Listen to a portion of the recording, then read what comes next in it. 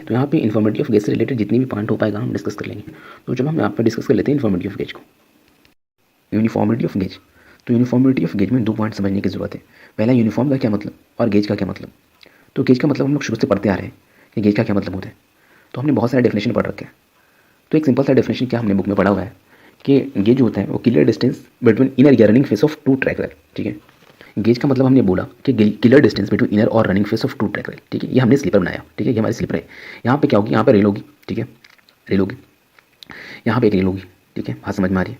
तो इसकी जो इनर फेस होगी, इनर फेस जो होगी ये हमारी क्या कहलाती है, ये हमारी कहलाती है गेज। ठीक है, तो गेज की डिफरेंट टाइप्स होते हैं। गेज हो गया, मीटर गेज हो गया, ठीक है, ब्रॉड गेज हो गया, स्टैंडर्ड गेज होगी। तो बहुत सारे डिफरेंट टाइप्स होते हैं। अब यहाँ पर डिस्कस करेंगे कि व्हील गेज क्या होता है। ठीक है, व्हील गेज क्या होता है। तो wheel gauge distance between the inner face of a pair of a wheel is called wheel gauge. ठीक है, तो ये जो इनर फेसेस की होगी व्हील की, पेयर ऑफ व्हील की, ये हमारी व्हील गेज कहलाती है। ठीक है, ये तो बात समझ में आ रही है गेज क्या होती है।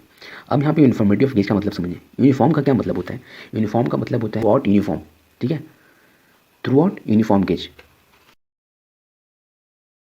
बात आ रही समझ में। तो इससे क्या होगा, अगर थ्रू आउट यूनिफॉर्म का मतलब होता है अगर हमने ब्रॉड गेज यूज़ किया हुआ है तो हर जगह पे ब्रॉड गेज यूज़ किया हुआ है। अगर हमने मीटर गेज यूज़ किया हुआ है तो हर जगह मीटर गेज यूज़ किया हुआ है। इससे क्या होती है, बहुत सारे डिफिकल्टीज़ को हम अवॉइड कर सकते हैं। मोस्टली डिफिकल्टीज़ को हम अवॉइड कर सकते हैं। अगर हम डिफिकल्टीज़ को अवॉइड कर सकते हैं इसका क्या मतलब कि हमें बेनिफिट क्या हो सकता है इसका, इन्फॉर्मेटिव गेज का एडवांटेजेस क्या हो सकती है। ठीक है, तो सबसे पहले समझो कोई स्टेशन ए है। ठीक है, कोई स्टेशन ए है, हमारी सेकंड स्टेशन बी है। ठीक है, सेकंड स्टेशन बी है, हमारी थर्ड स्टेशन सी है। ये बात समझ में आ रही है। अगर हमें ए टू सी जानी है, ठीक है, सबसे पहले तो ये समझो ना कि यहाँ पे थ्रू आउट यूनिफॉर्म गेज नहीं यूज़ किया हुआ है। ठीक है, फर्स्ट ए टू बी जाने के लिए हमें जो गेज यहाँ पे लगी हुई है ये गेज है नैरो, और बी टू सी में जो लगी हुई है वो है ब्रॉड। ठीक है, ये हमारी नैरो गेज। ठीक है, ये हमारी ब्रॉड गेज। अब ये मानो कि स्टेशन ए पे कोई पैसेंजर है, जाना है स्टेशन सी पे। ठीक है, कोई पैसेंजर यहाँ पे है जिसे जाना है सी पे। तो सबसे पहले क्या करना पड़ेगा, उसे ए से बी जाना पड़ेगा, उसके बाद वहाँ से ब्रेक करना पड़ेगा। ठीक है, देन बी टू सी जाना पड़ेगा। तो सबसे बड़ी जो डिफिकल्टीज ये हुई कि वो डायरेक्ट नहीं जा सकता, नंबर 1।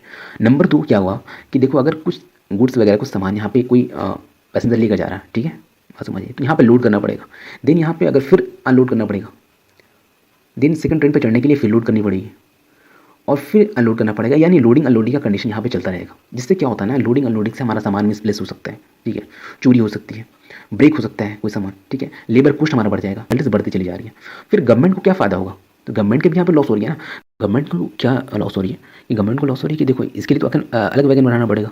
ठीक है, इसके लिए क्या होगा, अलग वैगन बनाना पड़ेगा, एक वैगन तो यूज़ नहीं हो पा रहा। ठीक ठीक है, ये बात समझ में आ रही है। ऊपर से क्या होगा कि देखो यहाँ इससे रिलेटेड एसेसरी जितनी भी एसेसरी है उसको प्रोवाइड करना पड़ेगा। तो ये इतनी सारी डिफिकल्टीज़ को फेस करना पड़ रहा है। तो अब अगर हम यूनिफॉर्म गेज प्रोवाइड कर दें, थ्रू आउट यूनिफॉर्म कर दें, तो इससे क्या बेनिफिट होगी। अब इसके एडवांटेजेस की बात कर लें। ठीक है, ये तो हमें समझ में आया कि अगर थ्रू आउट नहीं करते हैं तो क्या होता प्रॉब्लम होती है। तो देखो कोई स्टेशन ए बनाया, ये हमारे स्टेशन बी है और ये हमारे स्टेशन सी है। ठीक है, हमने अगर through out uniform gauge provide किया हुआ है, ठीक है, तो ये हमारी क्या होगी, मान ली पूरी ए टू सी हमारी क्या है, ए टू बी, बी टू सी हमारी क्या है, ब्रॉड गेज है। तो क्या होगी, अगर कोई पैसेंजर ए पे होगा तो वो आसानी से ए टू सी जा सकता है ना।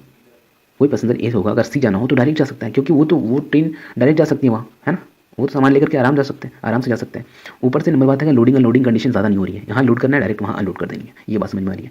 ऊपर से क्या होगा कि हमारा जो कॉस्ट होगा, लेबर एक्सपेंसेस होगा, वो हमारा सेव हो जा रहा है। ठीक है, ये तो हमारा सेव हो जा रहा है। ऊपर से क्या हो रही है कि अगर मिलिट्री मूवमेंट हो रही होगी, मिलिट्री मूवमेंट होगी तो उसकी टाइम वेस्ट नहीं होगी कि अगर यहाँ पहले ए जाओ उसके बाद बी पे यहाँ पे ब्रेक करना पड़ेगा, फिर बी टू सी जाना पड़ेगा। तो ये हमारे मिलिट्री मूवमेंट को भी टाइम वेस्ट नहीं होगा। ठीक है, अगर क्या जब हम यूनिफॉर्म गेज प्रोवाइड कर देते हैं तो ऊपर से क्या होगा, जो हमारे वैगन डिफरेंट टाइप्स के बनाने पड़ रहे हैं अलग अलग, तो वो नहीं बनाना पड़ेगा। इंडिया में बताऊँ कि इंडिया में जो होता है मोस्टली ब्रॉड गेज यूज़ किया हुआ है। ठीक है, लेकिन नैरो गेज भी यूज़ किया हुआ है कहाँ पे, जहाँ पे अनडेवलप एरिया है। ठीक है, अनडेवलप एरिया का मतलब क्या होता है, जहाँ पे मार्केटिंग नहीं है, कुछ लोग हिल एरिया टाइप का है जो यूज़ नहीं हो पाता। ठीक है, अगर ये भी डेवलप हो जाएगा तो उसे भी कनेक्ट करना पड़ेगा ब्रॉड गेज से। ठीक है, उसके बाद क्या हो जाएगी, हमारी थ्रू आउट यूनिफॉर्म हो जाएगी। ये बात समझ में आ रही है।